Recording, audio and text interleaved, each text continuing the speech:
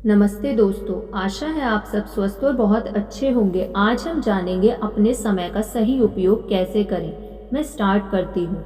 जो भी नौकरी करना या जिस भी कंपनी में काम करना पसंद करें या कहीं निवेश करें, इस बात का ख्याल रखें कि आपके समय का अधिक से अधिक उपयोग हो और समय बर्बाद ना हो। आपका पैसा सार्थक काम में लगे, यह पहले ही खूब सावधानी पूर्वक निश्चित कर लें कि आपके समय का सर्वोत्तम उपयोग हो और आप अपने संसाधनों का बेहतर इस्तेमाल करें। अगर आप अपनी वर्तमान सीट से खुश नहीं हैं, तो निष्क्रिय होने की बजाय और ज़्यादा सक्रिय हो जाएं। अगर आप अपने वर्तमान रोजगार से खुश नहीं हैं और व्यस्त हो जाएं तथा उससे अच्छे रोजगार की तलाश में जुट जाएं।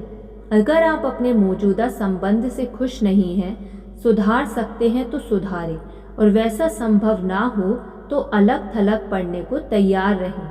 मानव जाति की कहानी यही है कि स्त्री पुरुष बहुत थोड़े में समझौता कर लेते हैं, संतुष्ट हो जाते हैं। कई लोग भय या आशंका से थोड़े में ही संतोष करके कई चीजें हासिल नहीं कर पाते, जबकि इन्हें हासिल करने की क्षमता उनमें अंतर्निहित है। रुचि के मुताबिक नौकरी ना होने के बावजूद उससे चिपके रहते हैं। वे उस संबंध को भी ढूंढते रहते हैं जो उन्हें पसंद नहीं है। वे सेहत से जुड़ी बुरी आदतें छोड़ नहीं पाते। वे वैसे कामों में पैसा निवेश करते रहते हैं जो समझ नहीं आ रहे हैं, और तब तक पैसे को राम भरोसे छोड़े रहते हैं जब तक ये महसूस ना हो जाए कि उन्होंने गलती की।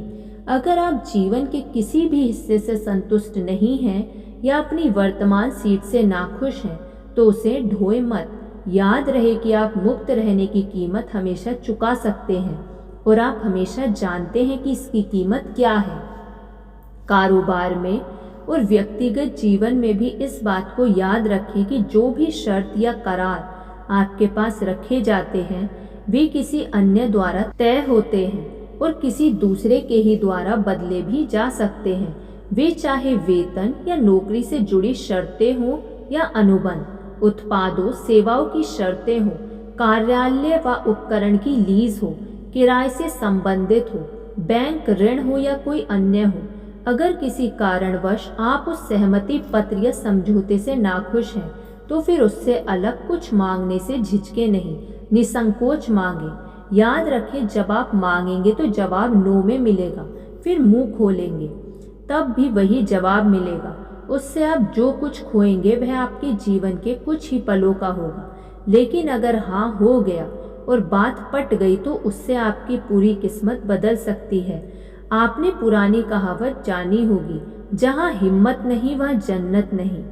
जब मांगा नहीं तो मिलेगा क्या, इसलिए मांगने से कुछ कहने से डरो मत। विचारों का नियम कहता है, परिमाण का प्रयोजन गुणवत्ता है। इसका तात्पर्य यह है कि यात्रा शुरू करने से पहले आप लक्ष्य तक पहुंचने के जितने रास्ते तलाशेंगे, उतनी ही आपकी यात्रा आसान होती जाएगी। इससे आपकी पसंद की गुणवत्ता भी बेहतर होगी। आपका दायरा बढ़ाते रहें। पहला आइडिया जो आपके मन में उभरा, उसी में ना फंसे। इस बात को कभी ना भूलें कि भावनाएं आकलन और मूल्यांकन की बाधक होती हैं। कहने का मतलब यह है कि अगर आप शुरुआत में भावुक हो जाते हैं, तो आपको उससे बेहतर लक्ष्य तक पहुंचने में रुकावटें आ सकती हैं। कल्पना करें, आप एक सलाहकार हैं और आपको स्वयं को ही सलाह देनी है कि लक्ष्य क्या चुनें और उसे हासिल करने के लिए कौन कौन से अच्छे रास्ते हैं जो गंतव्य तक सुगमता से ले जाएंगे। चूँकि आप अपने सलाहकार खुद हैं, इसलिए उत्तेजित ना हो, चिढ़े नहीं और बिल्कुल शांत व ठंडे दिमाग से सोचें, क्योंकि अपनी सलाह से आपको खुद काम करना है।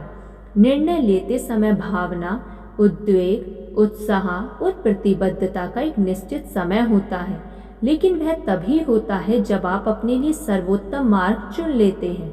उस समय तक आप उससे निर्लिप्त हैं, जब तक ये सुनिश्चित ना हो जाए कि आपने अपने लक्ष्य के विषय में सही निर्णय ले लिया है।